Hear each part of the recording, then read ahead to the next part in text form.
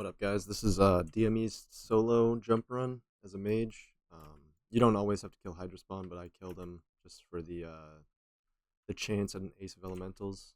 I'm gonna show you guys how to clear the second boss and the final boss to get the jump run complete. You don't have to kill Hydrospawn. That's why it's not included in this clip. But you can just walk past him. If you're doing just a strict jump run for Thorium, you can just walk past Hydrospawn. It's not a big deal. I could have included the kill, but it adds on like another 3 to 4 minutes. Just the prep and making sure that you get a good pathing and everything. So, just a regular jump run without Hydrospawn takes about 12-ish minutes or less. And then you can sell the Satyr Bow to any warrior that wants to AFK at the side entrance. It's like right up here. But, yeah, there's like a tricky LOS thing with this pillar that makes it super easy. I'm going to try to explain it the best I can. You can kite this guy indefinitely, so mana is not an issue. It is nice to have a little spell crit because you're running fire. So I'm almost at 11% spell crit, which isn't the best, but my gear sucks ass anyway. Go on Master Elements, Improved Scourge, Pyroblast, Incinerate, Ignite, Flame Throwing, Improved Fireball. And then there's Frost talents as well. As long as you get Ice Barrier and Ice Block, you should be fine with low gear. You don't really use that many Frost spells unless you're just killing the regular patrols. But we're going to open with the Pyroblast on this guy at this ledge right here. Well, I guess I can kind of show it a little bit better. But you want to be like not on the edge, but just barely on the ledge. And then you want to queue up a Pyroblast into a Fireball, into a Scorch, into a Walk Down, into a Fire Blast. I'm all the way zoomed in, so it's like hella scuffed. Hold up. Don't zoom all the way in like first person, that's kind of troll. But there's this line right here. See this line? You can kite this guy indefinitely. But you want to be like right here, and you can walk back and forth right here. And just watch the boss. Every time he casts, he's casting Sacrifice. Every time he stands still, he's casting Sacrifice. So I'm just going to kite him, just to show you that you don't need to cast anything. So he's running back there, and then he'll turn around. So you need to show yourself and then reposition back in the thing. Show yourself, reposition back in the thing. And every time you reposition, he's going to run back to this little rock. When he gets out to that little rock, that's when you can go out to cast. I'll do one Scorch just to kind of, show you that it's very chill. One Scorch. Super chill. You can get a Fire Blast in there too. One Scorch, Fire Blast. See, I got the Ignite. That's what we're looking for. We want to get 5 Scorch stacks before we do anything crazy. One more Scorch. One more Scorch. Back in the spot. See, I got a little greedy there. Scorch Fire Blast.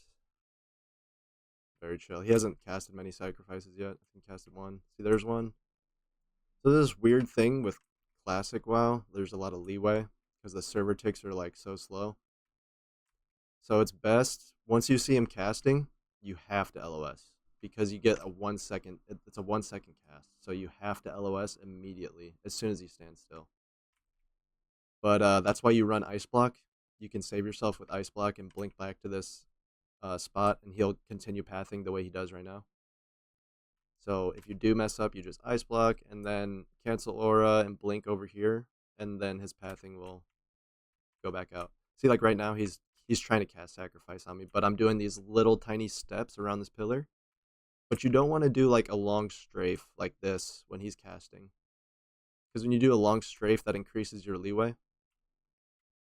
So it'll look like you're behind the pillar, but he still sacrifices you because of leeway. So the best thing you can do is just barely go out, cast a Scorch, and if he starts casting, if he stands still, then you have to LOS just barely behind the pillar. Just barely. See what I mean? Like, you wouldn't think I was LOS right there, but I was, because I barely stuttered to the right. But if I would have held strafe, especially because I kind of messed up, I double tapped it. See, like right there, I just barely LOS'd. You will not get sacrificed if you barely LOS like properly. But that's how people do this with pure fire spec, is they'll never get sacrificed and they'll never get like dotted by the last boss, or they run like nature protection potion. But yeah, so it's just go out, scorch, and you can cast when he's low like this. You can keep casting, but as soon as he stands still, you want to just go boop, and then you're back out. And then once he gets close, you got to go over here so he'll walk back out. I hope I explained that decently.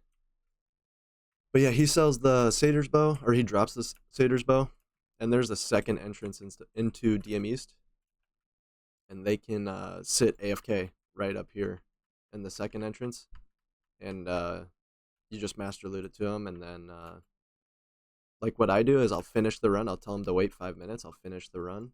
I'll mine the thorium, and then I'll run over to them outside the instance and port them to Orgrimmar and take their gold for the Satyr's Bow.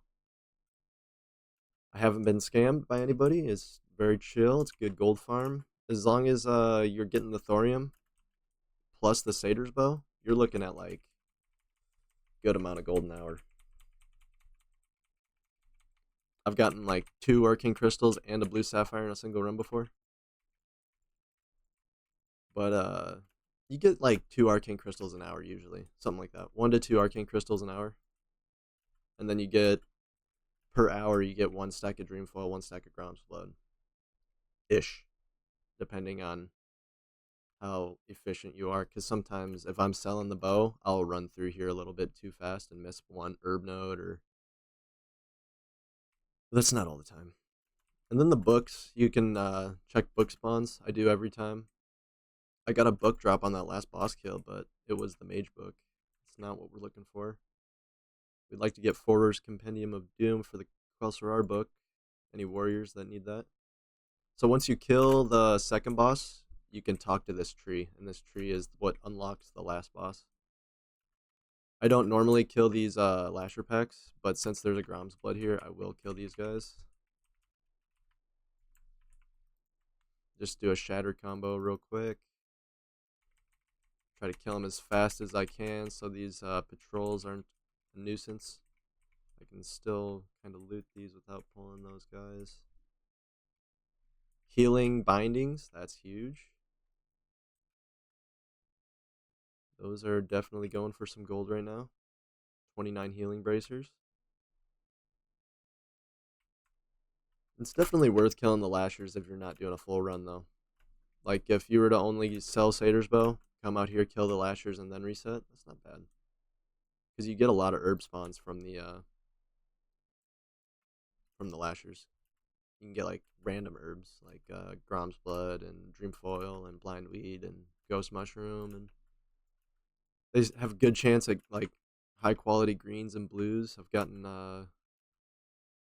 Axe of Deepwoods out of here. I've gotten multiple blues, no maiden circles yet, but multiple blues that are just not worth anything, but they are in the right level range where you can get like those good level 50 blues like maiden circle and or not Crowblade, but obviously Crowblade can drop here too. There's other blues too, I think. Like Cerathil could drop. What else? Yeah. There's I just can't think right now. But yeah, there's these big protector dudes, these big crusher dudes. They've got a huge aggro radius, and there's one that patrols, so you got to be careful when you hop out here, because you can aggro them, and then you have to reset them on this spot right here. And if they're looking at you, it'll take a long time for them to reset, because they can still see you. They're tall as hell.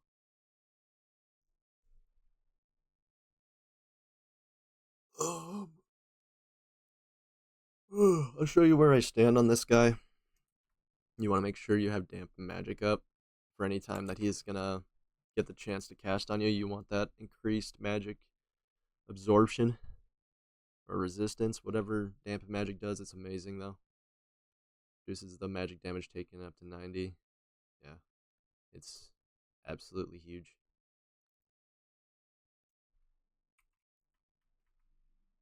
So a barrier. He just walked out there, so I know I got time to like refresh a barrier. That's an LOS spot too, so you can sit there forever. You can sit right here for literally ever and never pull. But yeah, I like to stand right in the middle of this walkway, cast a pyroblast into a fireball, into a scorch, into a scorch, into a scorch, and then I'll walk over here. I'll do a scorch, fire blast, jump down, get ready to LOS if he casts. He's not casting, he turned into a wolf. I jump up here preemptively. Scorch until he gets close. You don't want to let this guy hit you. He does a nasty hamstring bleed that you have to ice block. Otherwise, it's just ridiculous. We want to bug the you want to bug the pathing a little bit by jumping over these corners. And when he's tree form, you don't want to let him melee you because it knocks you back a good amount. He's probably gonna cast something on me here. I'm gonna greed for a fireball and a fire blast. He cast it on me. It's all good. It's the damage one, so I'll just refresh my barrier when I need to. Refresh my barrier. Oh, it's not up. I kind of goofed right there. He's really low, though. Once he's 50%, I'm going to run to the imps. So he's 50% now. 49%. Refresh my barrier, blink into the tunnel. Hop onto the reset spot. Now I can cast Evocation and watch the boss's target. Once the boss drops my target, I know I can hop down and kill these imps. But when I hop down and kill these imps, the lashers are going to aggro, so I'm going to have to be fast about it. I'm going to hop down. 1 AE, 1 Cone of Cold, hop over here, reset. The lashers are on me right now, so I got to sit here until they drop combat. Because of the imps, they will pull the entire room besides the boss. So you have to drop combat with the boss, kill the imps, reset, and then you're good. And without Hydra spawn, the first 3 minutes of killing Hydra spawn, that's an 18-minute run. So you can go way faster. Like this, just doing the second boss and the last boss like that, it'll take you about 12 minutes, and you can sell the Satyr's Bow. So there's good gold per hour potential.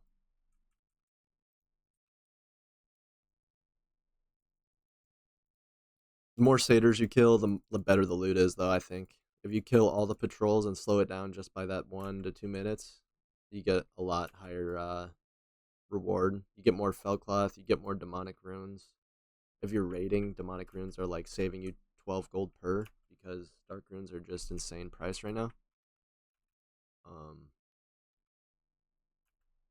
My gear's really just, this is an alt, so it's really just farm focused for fire right now. I was doing the blizzard farms, but I've been having a lot more fun with this, and plus arcane crystals are jumping up in price because of all the Thunder Furies. So yeah, no, I've got some pretty basic gear, 2% crit, the DM trinket. I got the Rend ring and the Eagle fire ring. Got the Eye of Flame unenchanted. Got 1% hit. Uh, int on the wand from Skolo. I need to enchant my staff with some int for more spell crit. With spell crit, you get more mana back, so it's like, as fire, you want you want more int, you want more stats, just baseline, you want spirit, you want everything as a fire farming mage. But yeah, cape is really garbage. I got the Magister's 4-piece just for some armor and some stats and some the 4-piece isn't bad with the little spell bonus, I guess. I dropped tailoring once I crafted my Archmage. You can do whatever, but I'd say as long as you had like 5,800 mana, 2,000 HP, you're fine. I have heard of people doing this at below 60, like pre-60, but it would just be terrible experience. You would get 0 experience because the bosses in regular servers aren't like hardcore servers. The bosses don't give insane XP.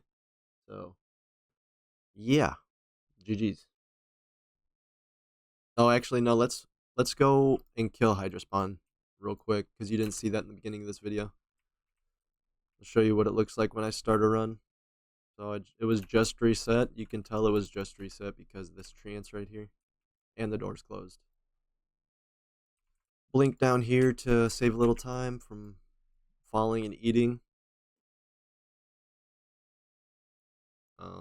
We want to pick these because they're here. I'll pick the one over there and kill that pack if I need to, but it's not there, so just pick these and start running. You want to blink on cooldown just to like save time. Got this patrol right here. I should be able to get. They stop right about here, so their AoE. Their range. Their pull range is pretty small. You can get kind of greedy with those guys. Haul ass through here. Check for the bug spawn here. Watch out for the patrol. It's not even close though, so we're good. Blink on cooldown. You want to make your gem right now, but I'll wait until I get to Hydra's room just for time's sake. There's this patrol right here. What I like to do is I like to start off with the shatter combo, so I can get like a big ignite. Do one of those. So now the mob's already at 50% HP, and then all I gotta do is kind of kite it out.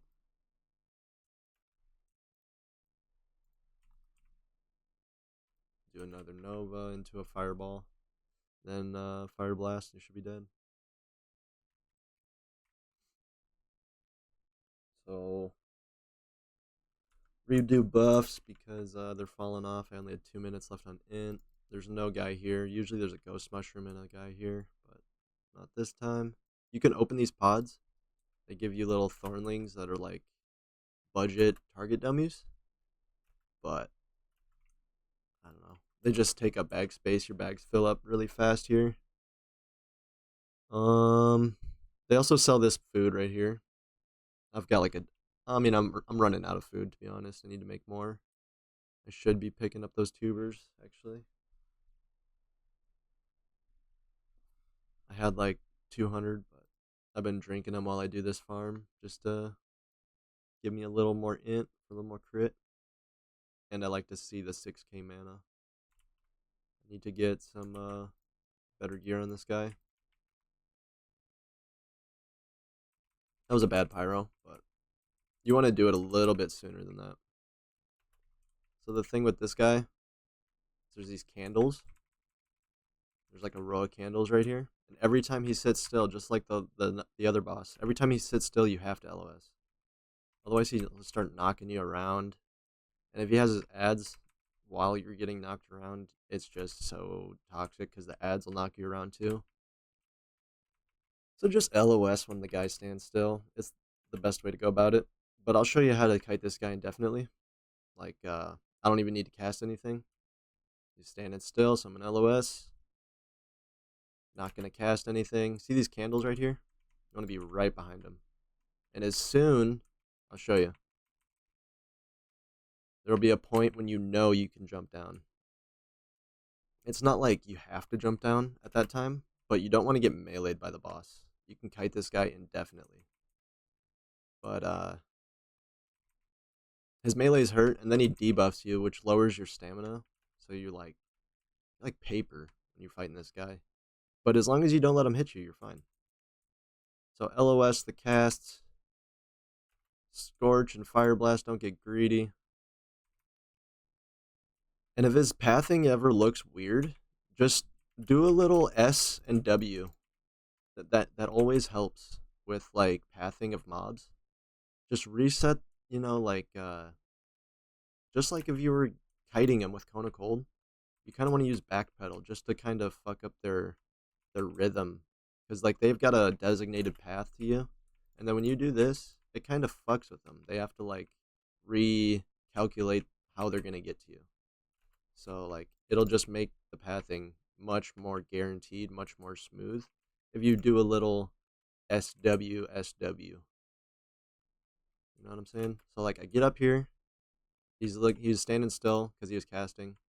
But as soon as he hits this corner and you see him nudge up a little bit to it, you know you can jump down. It's 100% safe. He's not going to melee you. So as soon as he does that weird little turnaround, you can hop down. LOS, the cast. You can get kind of greedy now that he's running super slow.